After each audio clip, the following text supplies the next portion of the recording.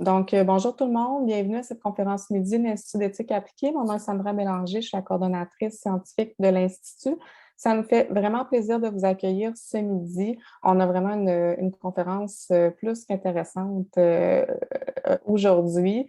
Donc, simplement pour vous dire, comme à l'habitude, c'est une conférence qui est enregistrée, sauf la portion questions. Au niveau des questions, je vous invite à les écrire dans le chat tout au long de la présentation. Il y aura une période de questions à la fin, donc on verra là, quelles questions sont. On essaiera de passer le plus de questions possible là, dans la période de questions à la fin.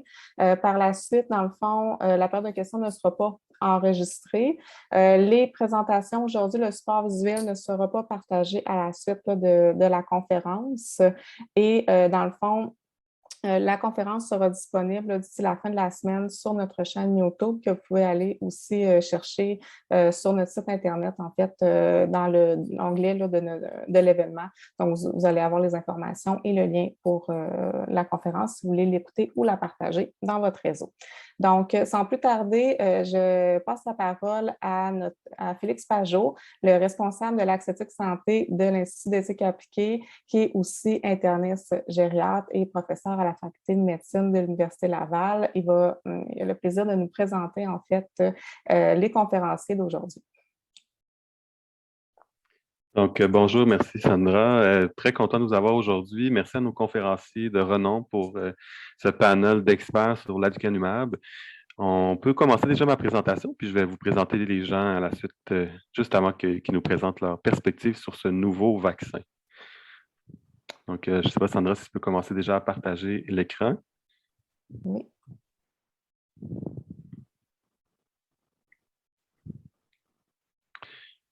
Donc, est-ce que nous donnerions l'aducanumab à nos patients? On va parler aujourd'hui des enjeux du traitement dans la maladie d'Alzheimer. On a un panel d'experts qui recoupe des gériatres, neurologues, spécialistes en pharmacoéconomie et démence. On peut changer. Donc, dans l'ordre, là, moi, je vais faire une courte introduction. Ensuite, le docteur Louis Verrette va nous parler du vaccin en soi. Le docteur Julie Couture des aspects pharmaco-économiques. Puis, le docteur Pierre Molin nous parlera de l'aspect gériatrique. Et finalement, le docteur Yannick Naneau nous parlera de l'aspect neurologique. Nous pourrons ensuite conclure par des échanges là, avec le public. Donc, n'hésitez pas à poser vos questions. Elles sont le bienvenues. Donc, l'aducanumab, c'est un vaccin qui aurait un effet sur les troubles cognitifs légers ou la maladie d'Alzheimer légère ou une nouvelle apparition qu'on appelle les troubles neurocognitifs majeurs ou les troubles neurocognitifs mineurs. Il y a eu une approbation accélérée de la FDA aux États-Unis le 7 juin qui a surpris tout le monde. Absolument, cette voie-là est empruntée pour les maladies graves, mortelles, puis pour des traitements qui ont des avantages majeurs par rapport aux autres. Le problème de l'aducanumab, c'est que ça demande quand même des évaluations par des spécialistes en cognition. Il y a peu de patients d'allure gériatrique ou de profil gériatrique, c'est-à-dire avec plusieurs maladies et médicaments qui ont été mis dans ces études. Ensuite, les imageries qui sont demandées sont peu disponibles, chères et doivent être faites de façon répétée à cause du diagnostic, mais aussi de segments possibles. Le prix suggéré serait de 56 000 américains par année, puis requiert des infusions d'au moins 1 heure là, à chaque mois. Donc, la question, est-ce qu'on devrait faire ça au Canada? C'est ce qu'on va essayer de répondre aujourd'hui. Et il y a eu plusieurs réactions aux États-Unis. L'Association américaine de gériatrie dit que ça ne devrait pas se faire. Je vous laisserai, vous avez ici le lien avec l'article, mais vraiment, eux préconisaient la prudence, d'attendre, d'avoir plus d'études et plus d'informations avant de le suggérer. Donc, les évidences n'étaient pas concluantes. Un groupe d'experts qui regroupe plusieurs associations aussi au Canada qui traitent les gens avec des maladies cognitives se sont aussi penchés sur la question de l'aducanumab et ont dit que c'est probablement pas la meilleure idée qu'a eu la FDA de l'approuver aussi rapidement, mais quand même, il faut poursuivre la recherche. On peut changer de diapositive. Il y a même un consensus là, qui ont fait un statement où ils ont amené un élément, puis ça a été publié là, dans différents journaux, dont cet article-ci pour l'aspect au Canada. On peut continuer. Aux États-Unis, Medicare, Medicaid sont en train d'analyser les données, la question de l'excellence, de la qualité des coûts associés à ce nouveau vaccin. Puis pour l'instant, ils n'ont pas donné leur réponse officielle. Il y a aussi plusieurs réactions au niveau pharmaco-économique, dont l'article de Lynn là, qui disait que le système devait se préparer à payer pour les médicaments parce que pour l'instant, on ne serait pas du tout prêt, particulièrement aux États-Unis. On peut continuer. Puis, un certain Robinson a mentionné que quand même dans le New England Journal of Medicine, c'est un médicament qui pour l'instant était beaucoup trop cher et ça devrait être revu. La façon, ça devrait être une opportunité de revoir le prix des médicaments. Si on continue, il y a même une certaine parole qui a dit que c'est un mauvais jour pour la science d'avoir approuvé ce médicament. Donc, vous voyez des gens qui sont pour, des gens qui sont contre, la FDA qui le promeut. Donc, maintenant, je céderai la parole à nos panélistes pour nous éclairer un peu plus sur la question de l'utilisation de l'aducanumab et des questions pharmaco-économiques en lien avec cela. Donc, d'abord, on va accueillir le docteur Louis Verrette, qui est neurologue spécialisé en neurologie comportementale et neuropsychiatrie, diplômé du United Council for Neurological Subspecialty en 2014. Il est professeur de clinique à la Faculté de médecine de l'Université Laval, directeur de la clinique interdisciplinaire de mémoire du CHU de Québec et responsable du volet recherche clinique. Il a aussi un DESS en médecine d'assurance et d'expertise. Il est membre de la SEE-MLQ. Donc, je lui cède la parole. Merci encore d'avoir accepté de nous présenter le traitement aujourd'hui. Merci beaucoup, Félix. On peut passer à la prochaine diapo. J'ai beaucoup de diapos, je vais essayer d'aller assez vite. Ce que je veux, c'est vous brosser un tableau un peu très rapidement de la maladie d'Alzheimer, mais surtout des résultats de l'étude et un petit peu de la controverse. Je dois vous dire que j'ai été investigateur principal pour l'essai clinique multicentrique ENGAGE, qui est un des essais de phase 3 faits sur l'aducanumab. J'ai été rémunéré pour mon implication clinique et comme investigateur, mais je n'ai pas d'action détenue dans Biogène.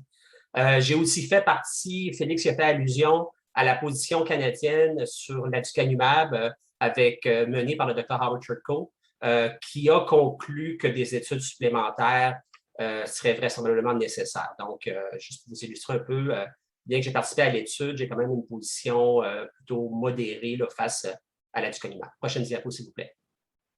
Juste pour vous rappeler, donc, pour ceux qui sont moins au courant, la maladie d'Alzheimer, c'est l'accumulation dans le cerveau de deux protéines, c'est du moins l'hypothèse qui est encore en cours actuellement.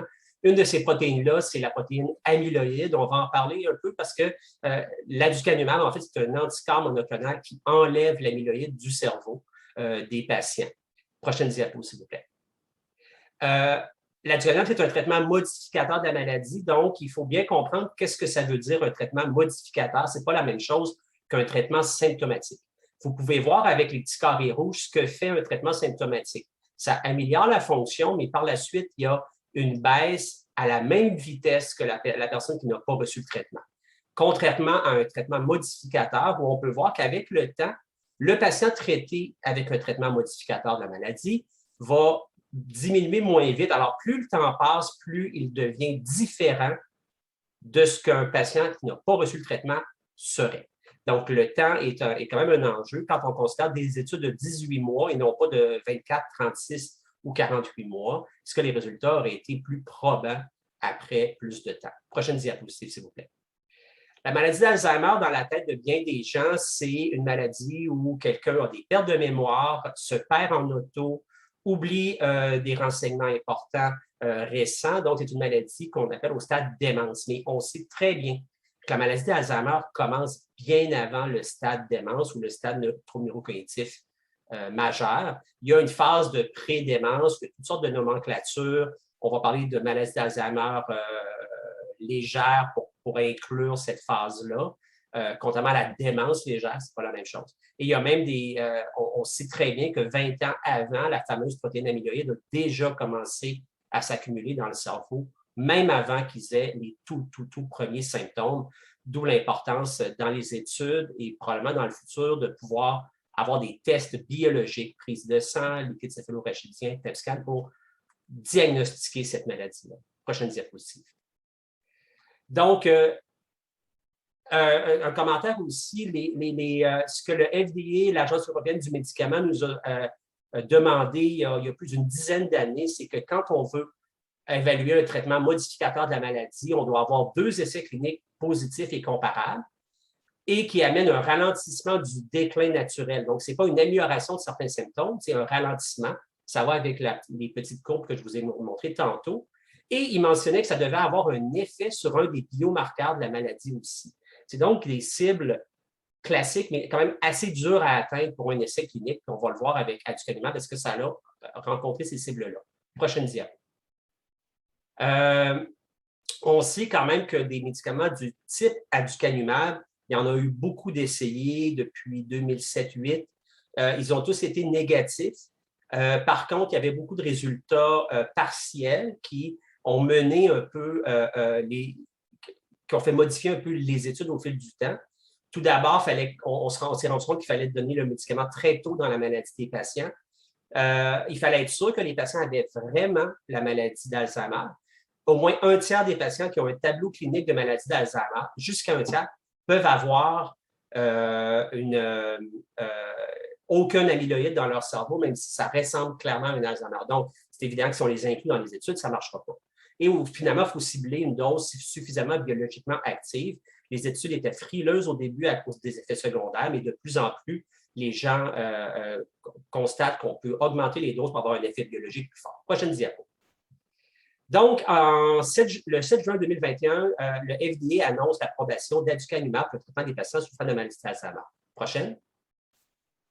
Ça s'est basé sur 2 études de phase 3, Emerge et Engage. Engage, c'est celle que j'ai faite, qui devait atteindre 3285 patients dans 348 sites sur 20 pays. On a fait partie de cette étude-là. Ils cherchaient des patients avec un Alzheimer léger, donc un Alzheimer au tout début des symptômes sans impact fonctionnel jusqu'à un Alzheimer avec léger impact fonctionnel. Il y avait plusieurs doses d'essais et c'était l'échelle CDR qui était utilisée comme cible finale. Prochaine. Donc, le recrutement a débuté en août 2015 et septembre 2015, dépendant de quelle étude. Il y a eu des amendements en cours de route, ce qui est permis dans un protocole, notamment sur la dose maximale sur certains sujets d'études. Et il y avait une analyse de futilité prévue lorsqu'on atteignait 50% du recrutement. Donc, en décembre 2018, ils ont recueilli toutes les données à ce moment-là. On avait 50% de recrutement. On avait à peu près la moitié donc, des patients qui avaient complété l'étude. Ça a pris 3 mois à analyser les résultats. Donc, en mars 2019, ils nous ont annoncé, avec l'analyse de futilité, c'est un échec. Il est improbable que les 2 études rencontrent leur objectif primaire. Les études ont été arrêtées à ce moment-là. Prochaine. Par contre, il y avait donc 3 mois de plus et 348 sujets supplémentaires. Donc, ils ont rajouté ces 348-là pour faire un peu plus de 2000 sujets. Et à ce moment-là, il y avait certains résultats positifs. Donc, l'étude était arrêtée, 348 sujets de plus sont analysés et là, on renverse la donne, résultats positifs. Prochaine. Donc, ils ont tous comparé et ce qu'ils se rendent compte, on va le voir, donc Emerge a été positif, Engage ne l'a pas été. Et la différence entre les deux, c'est en lien notamment avec le début de chacune des études qui n'étaient pas au même moment. Il y avait moins de patients dans Engage qui avaient reçu la dose maximale et il y avait plus de patients dans Engage qui avaient une évolution rapide de leur maladie. Prochaine. Donc, les résultats, c'est que Emerge, la dose, réduit le déclin cognitif selon les mesures d'efficacité primaire et secondaire, c'était le CDR. Engage ne réduit pas le déclin cognitif, mais une analyse post-hoc avec les bémols que j'ai mis tantôt supporte les résultats d'Emerge. Et aducanumab réduit aussi le marqueur amyloïde dans le LCR. Prochaine. Et donc, le 7 juillet 2021, le FDA approuve, à l'aide de ces 2 études-là, qui, je vous l'ai présenté, ne rencontrent pas les 2 études tous les critères exigés habituellement pour approuver un médicament. Qu'est-ce qu'ils ont fait? Ils ont utilisé une voie d'approbation accélérée. Et cette voie-là, elle est déjà utilisée couramment en médecine, notamment en oncologie, pour approuver des médicaments oncologiques. Alors, c'est quand on a une maladie grave, potentiellement mortelle, et qu'on peut apporter un avantage thérapeutique significatif par rapport au traitement existant, lorsque le médicament a un effet sur un paramètre de substitution. Et c'est là la grande subtilité, pourquoi le FDA l'a accepté. Prochaine. Ce qu'ils ont donc dit, c'est que le médicament réduit de manière constante et très convaincante le niveau de plaques amyloïdes dans le cerveau d'une manière dépendante de la dose et du temps. Et ça, c'est le FDA qui parle, on s'attend à ce que la réduction de la plaque amyloïde entraîne une réduction du déclin clinique. Prochaine. Donc, ça, c'est un extrait du consensus canadien sur aducanumab, Howard Schultz et dont j'ai fait partie. Et nous, ce qu'on a déclaré, c'est qu'on pense que les données disponibles suggèrent que l'aducanumab ne satisfait pas aux critères acceptés pour l'efficacité, l'innocuité et le rapport risque-bénéfice clinique. Prochaine. Donc, que dire de l'approbation? Les essais cliniques Engage-Emerge n'ont pas pu être complétés tels que prévu. L'analyse des données totales disponibles est intéressante et positive, mais incomplète selon les normes classiques. Cependant, le FDA a utilisé un mécanisme d'approbation différent, c'est-à-dire il a utilisé la voie accélérée avec un paramètre de substitution. On n'a pas besoin d'atteindre les cibles primaires si on a un paramètre de substitution qui répond au traitement. Et donc, vous le savez, c'est pour ça qu'on est là aujourd'hui, la communauté scientifique demeure divisée. Prochaine. Juste pour vous dire, évaluation coût-bénéfice, je ne veux pas voler des punchs à Julie, mais j'ai retrouvé cet article-là qui est passablement intéressant. Ils ont calculé donc le Incremental Cost Effectiveness Ratio, qui est un indice fréquemment utilisé dans l'évaluation des coûts-bénéfices des traitements en santé. Et donc, si on additionne les coûts du traitement, les soins médicaux, les dépenses et les pertes d'argent du patient et surtout des aidants, on estime que le coût d'une bonne année de qualité de vie serait de 74 000 $. Or, la limite d'acceptabilité pour un traitement, je vous dirais, quand on cherche là-dessus, c'est très élastique. On estime que, au plus bas, 25 000 $ par qualité de bonne année de qualité de vie serait le minimum, et ça peut aller jusqu'à 200 000. Donc, un traitement qui coûterait moins de 200 000, selon ces paramètres-là, serait accepté. L'article, en fait, un commentaire de l'article qui est cité CO parlait, lui, qu'aux États-Unis, généralement, un traitement entre 100 et 150 000 $ serait accepté si on fait un estimé comme ça que l'ICR est entre 100 et 150 000. Je m'arrête là. Ce que je donnerais ce médicament-là à mes parents ou à mes patients, je ne pense pas que le système de santé est prêt à payer pour ça. On manque un peu de preuves. On n'est certainement pas prêt non plus pour l'administrer à grande échelle. Mais si le patient souhaitait le payer, je pense que le risque-bénéfice est quand même là. Donc, je lui dirais, c'est votre choix, puis je le respecte et ce n'est pas un choix complètement erroné. C'est mon point de vue. On en discutera un peu plus loin. Je passe la parole à quelqu'un d'autre. Merci. Merci, c'est gentil. Super. Fait qu'on va passer à la présentation de Dr. Julie Couture, qui est professeure de clinique à la Faculté de médecine de l'Université Laval et spécialiste en médecine interne et gériatrie. Elle détient une maîtrise en pharmacologie clinique et un diplôme d'études spécialisées DESS en médecine pharmacologique, en médecine pharmacologie clinique de l'Université de Montréal depuis 1998. Elle était membre de nombreux comités d'évaluation, dont le comité de convenance du Québec, le Conseil du médicament, le Comité scientifique de l'inscription des médicaments de l'INES, aussi Comité scientifique de l'inscription du Conseil du médicament au ministère de la Santé et des Services sociaux du Québec et a participé à la transition vers l'INES. Donc, elle a siégé sur plusieurs comités et elle est experte aujourd'hui pour la pharmacoéconomie. Donc, je vous passe la parole. Merci, Félix, de m'avoir invité.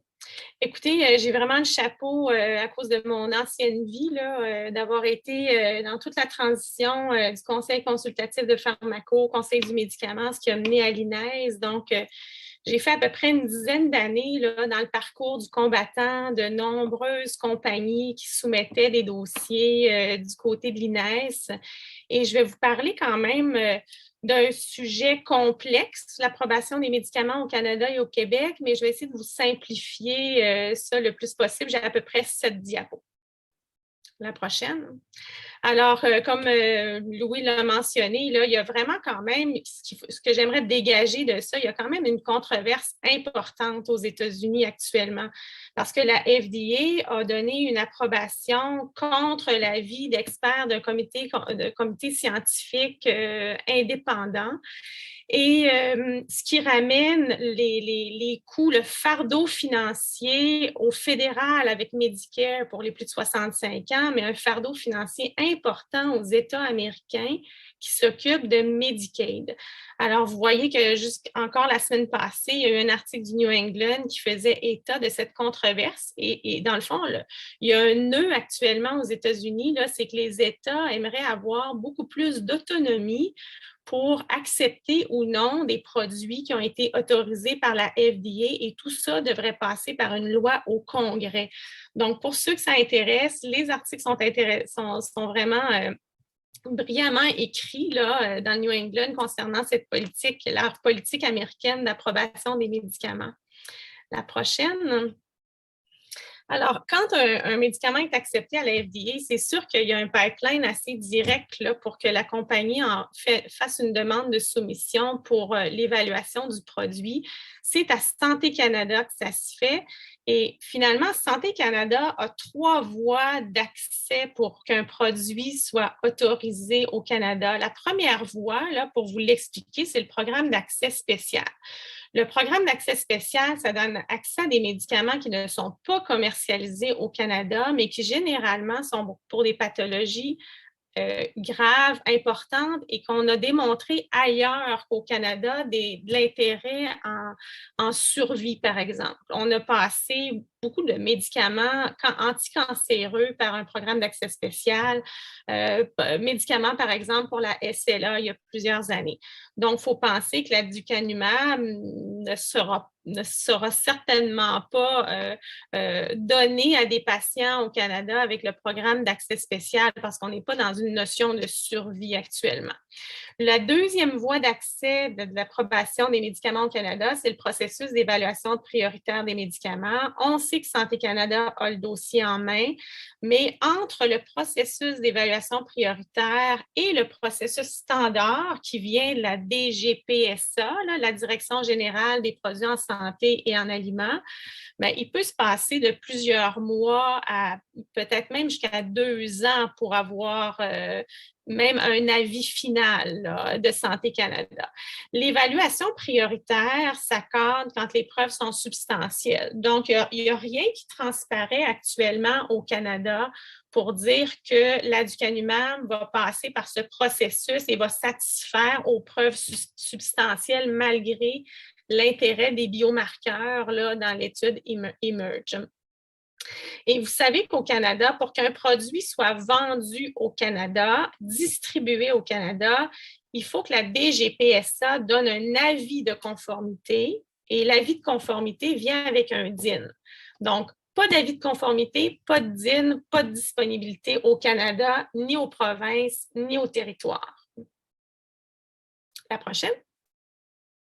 Alors, je suis contente de savoir que Louis faisait partie de ce comité d'experts canadiens qui ont quand même publié, partagé là, dès le mois d'août dernier, là, 2 mois après l'approbation de la FDA, l'avis des experts qui requéraient des tests supplémentaires avant l'approbation du produit au Canada. Et c'est quand même un fait marquant là, pour nos experts canadiens de s'être prononcés au mois d'août dernier sur l'aducanumab, malgré l'intérêt que ça a suscité. La prochaine. Si un produit au Canada passe une évaluation est jugé prometteur au niveau de la DGPSA, la DGPS peut donner un avis de conformité conditionnel un peu sur le même processus que ce qui s'est passé aux États-Unis avec un avis conditionnel. Généralement, au niveau de Santé Canada, l'avis conditionnel se donne quand il n'y a aucun traitement qui est disponible pour la condition visée, donc ce qui pourrait plaire à l'esprit que si éventuellement ça passe de cette façon-là. Mais le deuxième critère, c'est si un produit a un meilleur profil, avantage, risque que d'autres sur le marché, donc ça ne cadrerait pas avec ce deuxième critère-là général. Mais l'avis de conformité conditionnel donnerait la possibilité aux provinces d'évaluer ou de le distribuer. La prochaine. Et quand on arrive au Québec, pour qu'un produit arrive au Québec ou dans les autres provinces, il faut au moins qu'il y ait un avis de conformité conditionnel, sinon l'avis complet.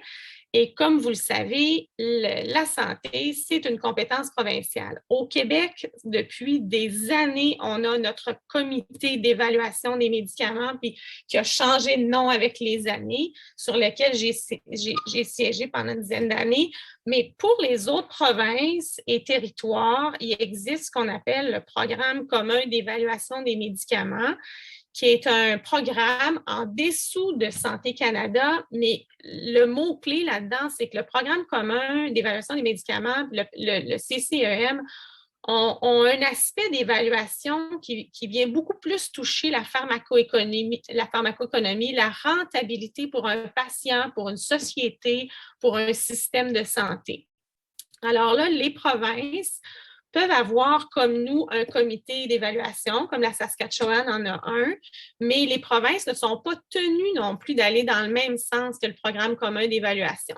Alors, le grand parcours du combattant entre la FDA, Santé Canada et les provinces, c'est de nombreux mois, de nombreuses controverses la plupart du temps. La prochaine.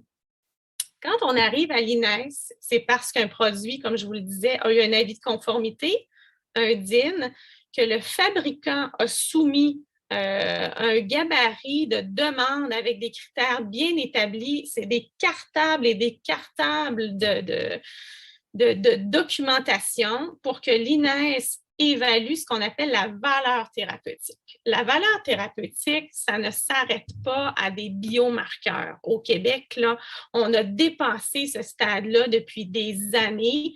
En fait, l'INES évalue la valeur thérapeutique selon 4 critères. Je tiens vraiment à vous les expliquer. Le premier, qui est la justesse du prix, c'est ce qui fait controverse aussi là, aux États-Unis, c'est qu'à tout médicament, innovateur ou non, un MeToo ou un autre produit qui serait vraiment un produit vraiment émergent, bien, il y a une façon d'évaluer si le prix est juste par rapport à ce que la compagnie demande. Le rapport coût-efficacité, c'est le deuxième critère qui est très important pour l'INES. Et quand on regarde les études de pharmacoéconomie des États-Unis, de tous les temps, les études pharmacoéconomiques de la Grande-Bretagne, des États-Unis, de l'Afrique du Sud, la transposition dans notre système de santé québécois est vraiment difficile à faire à cause de la variabilité des systèmes de santé et de la façon dont les gouvernements financent leur système de santé. Le rapport coût-efficacité ne regarde pas juste la justesse du prix, mais l'ensemble des soins, les perfusions, les examens qui sont reliés, puis les soins aux aidants, le maintien à domicile, le retard de l'institutionnalisation. Donc, pour avoir des données pharmacoéconomiques, il faut qu'il y ait de la substance dans les analyses initiales, dans les analyses des études de base. Et ça fait quand même actuellement un peu défaut là, au point de vue de l'aducanumab. Le troisième critère, c'est les conséquences sur la santé de la population avec tout ce que je vous ai énuméré comme autres issues cliniques. Et le quatrième critère qui est vraiment ultra important, c'est que si un produit passe les 3 premiers critères, c'est le gouvernement avec le ministre de la Santé qui va regarder que si un médicament est trop cher, mais qu'il a sa place, il y a une entente de négociation du fardeau financier qui va se faire avec la compagnie. On a vu dans plusieurs produits, par exemple, où il y a eu des contrats, par exemple, de 3 ans, 4 ans, 5 ans pour qu'une compagnie finance, par exemple, des cliniques de perfusion ou finance les produits, par exemple, dans les hôpitaux. L'entente, la négociation qui peut se faire au 4e critère, l'INES a moins à gérer ça et c'est vraiment au niveau gouvernemental que ça se joue. Donc, si l'aducanumab passait les 3 premiers critères et que le prix demeurait encore là beaucoup trop élevé, une entente de partenariat pourrait se négocier ou non avec le ministère de la Santé. Et sachez que l'INES recommande au ministre de la Santé, mais c'est toujours le ministre qui décide. Donc, on a eu de nombreux médicaments qui ont passé dans la machine à saucisses, là, des 3 premiers critères, et que c'est vraiment au 4e que là, il y a eu des décisions. Parfois même des décisions où on n'a pas nécessairement à savoir le pourquoi, mais une décision qui tombe de la part du ministre de la Santé, qui peut être réévaluée 6 mois, 1 an plus tard. Puis sachez qu'à toute entente de partenariat qui dure 3 ans, 5 ans, l'intérêt pour les compagnies, c'est d'implanter leurs produits au niveau du terrain. Et tous ces contrats-là, souvent, se terminent et le gouvernement doit revenir à la réévaluation de l'intérêt, de la rentabilité pour la population. Alors, ça crée beaucoup de tensions dans l'approbation des médicaments au Québec, mais c'est fort intéressant. Puis vous voyez qu'entre la FDA et nous, notre prescription de médicaments, il faut quand même qu'il y ait un terrain qui soit préparé, puis il y a vraiment un grand parcours du combattant pour la compagnie pharmaceutique. Alors, je voulais vraiment faire la lumière sur le processus d'ensemble. Merci, c'est très clair. On va passer à la présentation du docteur Pierre Molin, qui détient un certificat de spécialiste en médecine interne et gériatrie. Et après avoir terminé sa résidence à l'Université Laval en 2014, il a complété une formation surspécialisée en neurologie cognitive à l'Université d'Alasie. C'est la supervision de Dr. Kenneth Rockwood, qui est très connu dans le domaine, et Dr. Sultan Darvesh. Et puis, depuis son retour de fellow en 2016, le Dr. Molin s'intéresse particulièrement aux liens entre fragilité et cognition, en plus de collaborer à la CIM, la clinique interdisciplinaire de mémoire à Québec. Donc, je vous cède la parole, Dr. Molin. Merci, Dr. Pajot, pour l'invitation. Je pense que mon rôle aujourd'hui, c'était vraiment d'apporter une vision plus gériatrique à tout ça, parce qu'on sait quand même que la maladie d'Alzheimer, c'est une maladie de personnes âgées. Puis souvent, on dirait qu'on l'oublie quand on lit les études. Au prochain diapo, s'il vous plaît. Donc, je vais commencer à vous parler du tsunami gris. Ensuite, on va regarder comment est-ce que l'Alzheimer est différent entre les patients plus vieux qu'on voit à tous les jours et qui représentent la majorité des cas de démence au Canada et par rapport aux plus jeunes qui représentent la majorité des patients dans les études. Comment est-ce que ces différences-là sont susceptibles de modifier l'approche thérapeutique et puis l'applicabilité de l'aducanumab en clinique. Prochaine diapo. Je n'ai pas de conflit d'intérêt par rapport à ça. Donc, vous savez que le tsunami gris va toucher Terre bientôt. Puis, il faut vraiment être sensibilisé au fait que la maladie d'Alzheimer, c'est une pandémie, puis que c'est majeur ce qui s'en vient en termes de démographie. Puis c'est vraiment une maladie de personnes âgées. Puis, prochaine diapo. Quand on regarde la pyramide démographique du Québec, là, en vert, c'est les baby boomers. Donc, les baby boomers les plus vieux ont 75 ans aujourd'hui. Donc, le baby boom, là, ça va s'en venir dans les prochaines années. Prochaine diapo. Quand on regarde à 85 ans, qui est l'âge auquel je vois mes patients moi, en général, c'est très fréquent d'avoir des problèmes cognitifs. C'est presque la majorité des patients, en fait. Là. Un tiers des patients à 85 ans ont une démence, donc un trouble cognitif avec une atteinte fonctionnelle. Un tiers des patients un trouble cognitif, mais ils demeurent autonomes sur le plan fonctionnel. Puis il y a seulement un tiers des patients qui n'ont pas de trouble cognitif par rapport à la normale. Donc, c'est potentiellement presque beaucoup de patients qui pourraient être éligibles à l'aducanumab. Prochaine diapo. Selon la Société Alzheimer, il y a plus de 500 000 Canadiens aujourd'hui qui ont un trouble neurocognitif, puis ça va doubler dans les prochains 10 ans. C'est sûr que c'est un enjeu de société majeur. Prochaine diapo.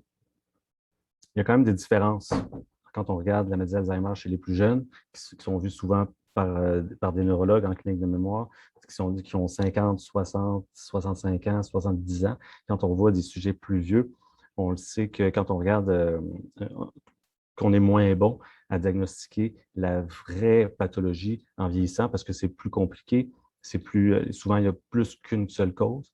C'est des présentations de maladies plus pure. C'est sûr que quand on veut tester l'efficacité d'un médicament, on s'assure d'avoir une population la plus pure possible pour voir si c'est efficace. Mais après ça, comment est-ce qu'on peut reproduire ça dans la vraie vie? Bien là, c'est ça l'enjeu. Quand on regarde une étude où on a regardé la pathologie au cerveau de patients de 88 ans qui avaient une démence, la majorité des cas, il y avait plus qu'une cause. C'était une démence mixte, puis dans 30 environ % des cas, c'était la maladie d'Alzheimer. Quand on regarde des gens du même âge qui n'avaient pas de démence, bien, il y en a quand même quasiment 20-30 % qui ont la maladie d'Alzheimer aussi dans le cerveau sans avoir de démence. Prochaine diapo. On le sait que la sévérité de la démence est fortement corrélée au fardeau neuropathologique chez les plus jeunes. Le Dr. Verrett tantôt parlait de l'amyloïde et des enchevêtrements neurofibrillaires. C'est les deux hallmarks qu'on voit au microscope dans la maladie d'Alzheimer. Plus cette pathologie est sévère, plus la démence va être sévère chez les plus jeunes, mais chez les plus vieux, c'est de plus en plus faux. Puis en fait, il n'y a plus de corrélation à partir de la 9e décade. Donc, ça veut dire qu'il y a d'autres enjeux que la pathologie Alzheimer, puis que la neuropathologie qui influence la cognition puis la démence chez les plus vieux. Prochaine diapo. On le sait aussi que l'amyloïdose cérébrale augmente, même chez les sujets normaux, avec l'âge. Fait que des fois, ça peut devenir plus difficile de différencier c'est la maladie d'Alzheimer versus un vieillissement normal, et on peut débattre longtemps. Est-ce que ces sujets-là auraient développé des symptômes cognitifs de toute façon plus tard? On ne le sait pas trop. Prochaine diapo. Ça, c'est une diapo pour dire que cliniquement, aujourd'hui, en pratique, là, on n'utilise pas les biomarqueurs pour la majorité des cas de démence. C'est les cas les plus compliqués qu'on voit en clinique de la mémoire. Puis quand on utilise les biomarqueurs, on se rend compte que finalement, dans bien des cas, on n'est pas très bon pour diagnostiquer la vraie pathologie. Quand on regarde, les gens qui ont l'amyloïde dans le cerveau augmentent avec l'âge dans toutes les sortes de démence, sauf dans la maladie d'Alzheimer. Ça, ce que ça veut dire, prochaine diapo, c'est que il y a probablement plein de gens qui sont diagnostiqués la maladie d'Alzheimer en vieillissant, puis qu'ils n'ont peut-être pas la maladie d'Alzheimer, mais qu'ils ont d'autres choses, d'autres maladies qu'on n'a pas encore trouvé, ou alors un mélange de plusieurs problèmes, mais que, bon, ils ont de la misère avec la mémoire, ils sont plus capables de conduire leur voiture, ils ont 85 ans, puis l'imagerie est normale, on dit, vous avez l'Alzheimer. Ça, c'est une des hypothèses. Ou alors, les gens sont plus fragiles, ils ont une moins bonne réserve cognitive, puis ils développent une démence avec un plus faible fardeau amyloïde. Mais ça, c'est moins probable, selon moi. Prochaine diapo. Prochaine diapo. Donc, c'est ça. Donc, en gériatrie, la manière que je vois ça, moi, c'est la cognition, c'est la fonction la plus complexe du cerveau, du corps humain. Puis quand tout dégringole parce qu'on est malade, parce qu'on a des pilules, parce qu'on a plein d'autres maladies, bien, c'est la cognition qui a une défaillance en premier. Puis c'est la maladie d'Alzheimer en gériatrie, c'est peut-être une des choses qui remplit le vase. Peut-être pas juste la goutte d'eau, mais il y a d'autres choses qui remplissent le vase qui font que ça déborde. Donc, c'est une maladie moins pure. Prochaine diapo. Pour l'aducanumab en particulier, c'est sûr que la question, c'est est-ce que ça va être aussi efficace chez les patients les plus âgés, qui représentent la majorité des cas de démence au Canada, qui souffrent plus souvent de maladies mixtes. On sait que les gens qui avaient une démence mixte ont été exclus du protocole, c'est sûr. On cherche des patients avec les maladies la plus pure. Puis on sait que la psychopathologie est peut-être un peu différente aussi chez les plus vieux. On n'en a pas parlé, mais dans le protocole, puis dans les recommandations aux États-Unis, ça prend environ 4 résonances magnétiques cérébrales pour avoir ce médicament-là, puis faire le suivi des effets indésirables. Une ponction lombaire, un test génétique pour la POE4. Actuellement, j'ai de la misère, moi, à avoir une résonance magnétique pour mes patients que je vois en clinique de la mémoire. C'est clair qu'on n'est pas prêt. Puis moi, la question que je me pose en tant que gériatre, souvent, je vois des patients plus vieux avec une démence plus avancée que légère. Là. Mais tu sais, quels sont les vrais besoins de mes patients avec démence? C'est sûr que en tant que société, quand on fait une analyse coût-bénéfice, ben là, il ne faudrait pas négliger les besoins de base des patients avec démence non plus. Comment est-ce qu'on fait pour assurer une sélection juste des patients? Les patients de 85 ans et plus ont été exclus. Est-ce qu'il faut avoir des critères de pronostic vital? Est-ce que plus on vieillit, plus il va y avoir d'exclusion, donc plus les gens vont être susceptibles de ne pas être éligibles? Puis c'est sûr que, en bref, là, la question, là, puis je pense que je n'ai pas la réponse, mais c'est comment faire pour ne pas donner de faux espoirs aux patients et aux familles. parce que la plupart des personnes âgées ne seront peut-être pas éligibles selon les critères actuels, si jamais ça passe, tout en restant prudent et en encourageant la recherche, parce que c'est clair que je ne veux pas avoir l'air rabat-joie, mais c'est une avancée quand même majeure, puis c'est très prometteur tout ça. Puis on s'en va probablement dans la bonne direction. Si ce n'est pas l'aducanumab, ça va en être un autre. Donc, il ne faut pas décourager les compagnies pharmaceutiques non plus. Puis j'ai l'impression qu'il y a eu beaucoup de pression qui était faite aussi à la visite par la Société Alzheimer, par les compagnies pharmaceutiques, de dire, ben là, c'est un message qu'on envoie à tout le monde, de dire, regardez, là, continuez à en faire la recherche. Prochaine diapo. C'est juste un petit survol de tout ce qu'il faut regarder comme un patient avec la démence. Puis c'est clair que c'est plus complexe que juste l'aspect cognitif. Prochaine diapo.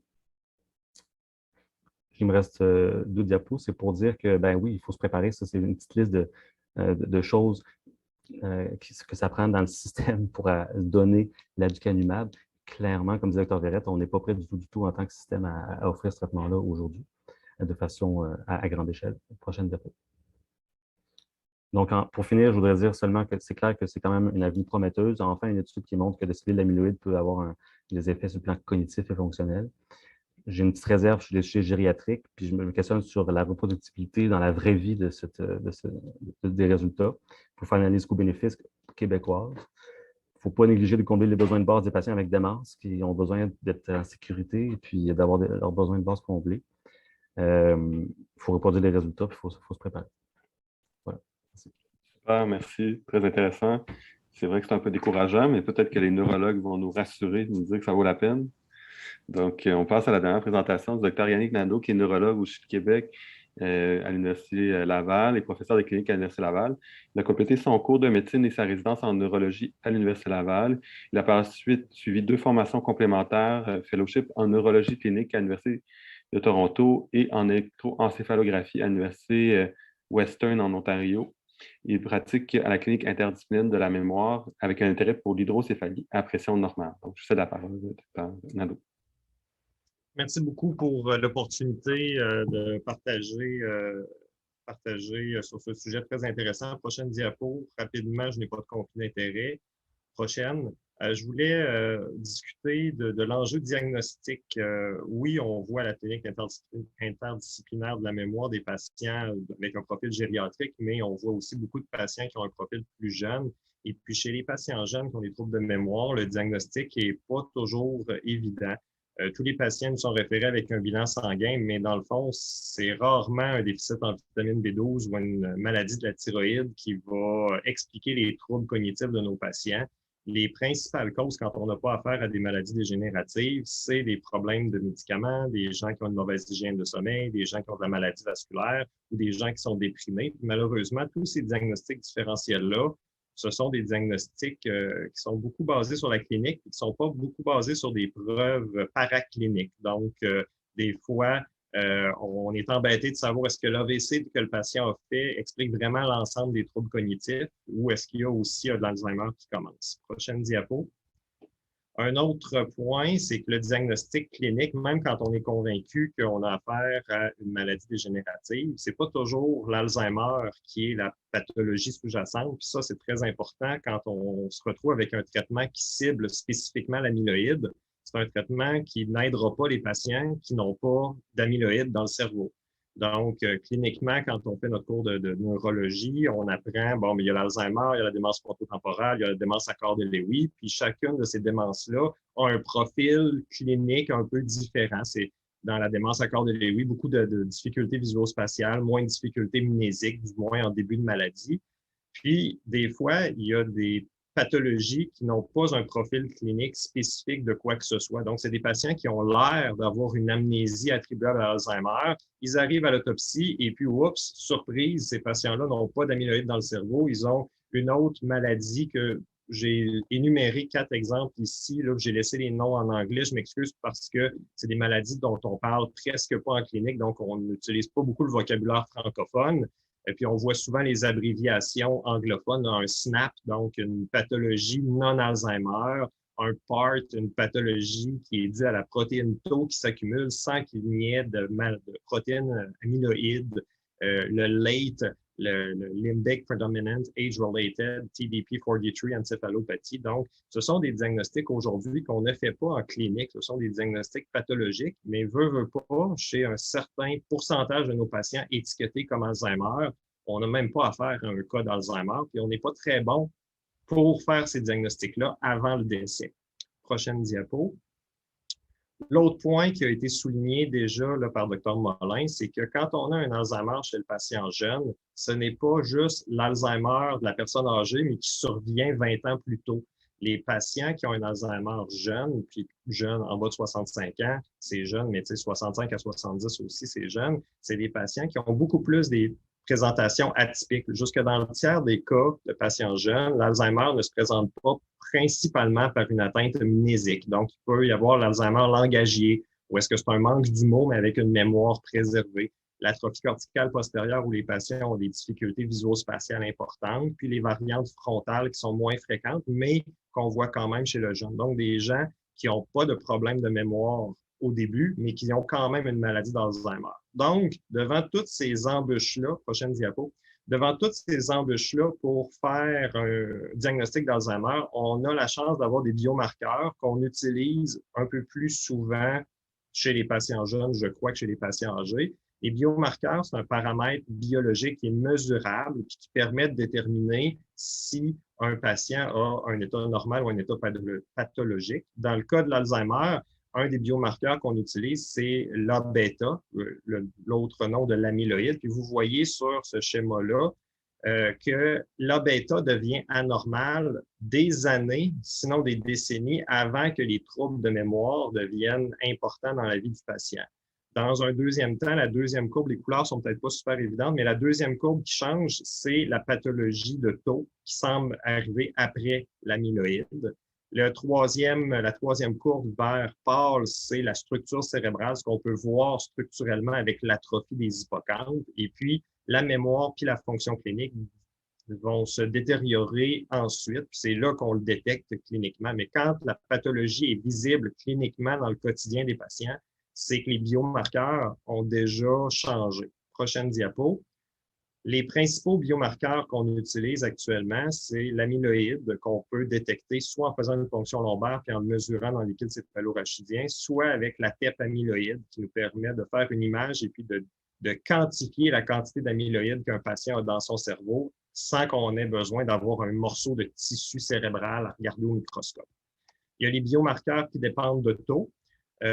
La TEP-tau ou bien l'augmentation de taux phosphorylé là, dans le liquide céphalorachidien. Puis on a des biomarqueurs qui sont moins spécifiques, qui sont plus tardifs, les marqueurs de dégénération avec le TEP-FDG, avec l'atrophie qu'on voit à la résonance magnétique ou avec la protéine tau qu'on peut détecter dans le liquide céphalorachidien. Donc, ce sont les biomarqueurs qui sont disponibles actuellement. Et prochaine diapo. On ne les utilise pas chez tout le monde. Les recommandations là, du Canadian Consensus Conference on Diagnosis and Treatment of Dementia vont nous dire que oui, une imagerie structurelle, on la fait chez la plupart des patients qui ont des troubles cognitifs. Le FDG-TEP, c'est pour les patients qui ont été évalués par un spécialiste en troubles cognitifs, puis il demeure une incertitude diagnostique. Donc, c'est l'indication de la TEP-FDG. La TEP amyloïde devrait être réservée aux experts après qu'on ait eu une TEP-FDG, puis s'il reste encore une incertitude. Et puis, dans ce consensus-là là, qui date de l'année dernière, les biomarqueurs du LCR là, par la ponction lombaire ne sont pas recommandés de routine, mais peuvent être utilisés là, chez des patients jeunes ou chez des patients qui ont des présentations atypiques pour l'Alzheimer, mais chez qui on suspecte quand même l'Alzheimer. Donc, ce sont les outils qu'on a aujourd'hui pour arriver à un bon diagnostic. Puis ça va être important si on est pour utiliser un traitement comme l'aducanumab, de s'assurer qu'on a le bon diagnostic et qu'on l'a le plus tôt possible. Quand on m'a demandé de venir présenter, on m'avait dit que je pouvais faire ce que je voulais avec mon temps. Donc, pour la dernière diapo, prochaine diapo, ce que je voulais faire, c'était à la veille du mois de décembre, vous partager ma liste de souhaits pour Noël. Alors, prochaine diapo. Donc, moi, ce que je veux, j'aimerais vraiment ça dans le haut de la liste, avoir un traitement contre la maladie d'Alzheimer. Mais je suis un peu fine bouche. J'aimerais ça que mon traitement, il y ait des preuves d'efficacité clinique. Quand je vais le présenter à mes patients et à mes familles, je veux pouvoir leur dire qu'est-ce qu'on va gagner cliniquement. J'espère aussi qu'on va avoir un traitement qui a des balises claires sur l'indication parce que je veux pas avoir à me battre avec des familles par rapport à l'indication est pas là, il manque un point au MMSE pour que ça soit remboursé. Puis, un autre souhait, c'est qu'on ait accès à un traitement. Puis, pour avoir accès à un traitement, ça va nous prendre des ressources pour faire le diagnostic, ça va nous prendre des ressources pour diagnostiquer ces patients-là, les prescrire ces traitements-là. Ça nous prend un accès vers un prix qui va permettre que la société se paye ce traitement-là. Puis, ça va nous prendre une surveillance adéquate parce que on l'a déjà mentionné, le Dr. Mollin l'a dit, on a de la misère à avoir des résonances magnétiques. Ça fait que si ça nous en prend 1 ou 3 mois pour détecter les effets négatifs de l'aducanumab, on va surcharger le système, ça sera pas viable. Alors, je veux laisser du temps pour la discussion, donc je m'arrête là. Et puis, je veux quand même mentionner qu'on a très hâte d'avoir un traitement pour l'Alzheimer.